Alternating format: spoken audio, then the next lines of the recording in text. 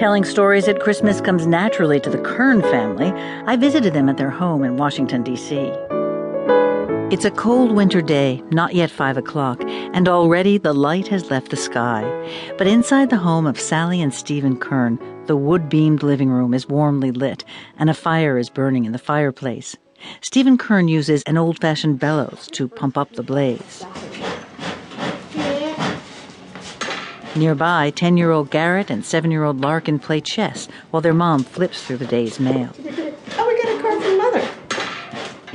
Yeah, I got it. In the dark days after Thanksgiving, but before the holiday season is in full swing, Sally Kern drags out a big box filled not with decorations, those will come later, but with books.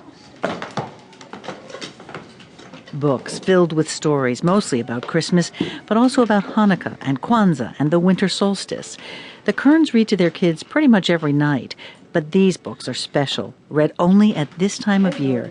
And as the family picks through the pile, they look for their favorites, the ones they remember from last year. Which one do you want, Laura? The one with the boy from Oslo. The Boy from Oslo? Who's that knocking on Christmas Eve? Mm-hmm. Oh, here it is, Laura. Sally Kern loves books. When she was a kid, she wanted to be an illustrator, so she chooses her books with the eye of an artist. Intricate, detailed pictures with an old-fashioned look appeal to her. As she takes these books out, one by one, she gazes at them fondly and smiles as she recounts the stories inside. These books are her way into the holiday.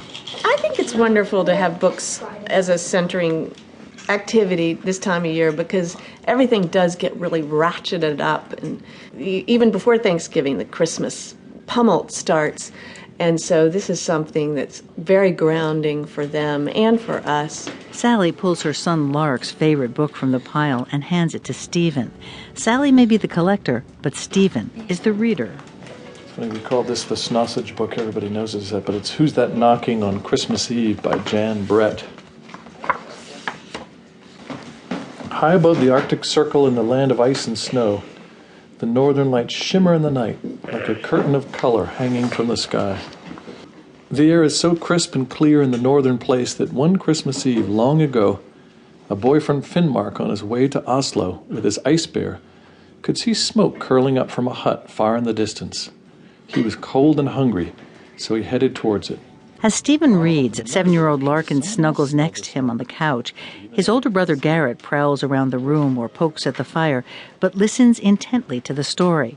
By now, Garrett is old enough to read a lot of these books himself. I like North Country Christmas and An Orange for Frankie. These are two of my favorites. How many of these books have you read yourself versus... I've read every one you've read to me myself, and I've read some others myself. When do you read these? I didn't know you were reading these yourself. Whenever I get the chance. Do you like being read to? Yeah, because when I'm going through the books, I'm just reading them for fun, and just when I'm listening to them, I get more out of it because I listen to stuff that I don't notice when I'm just skimming through the pages. As much as kids enjoy being read to, some parents feel self-conscious when they read aloud, says Judy Freeman, author of Books Kids Will Sit Still For, a guide to read aloud books. Freeman says parents should get over their inhibitions. Your kids don't know the difference. They just want to be warm, and they want to hear your voice, and they want to associate the words with you.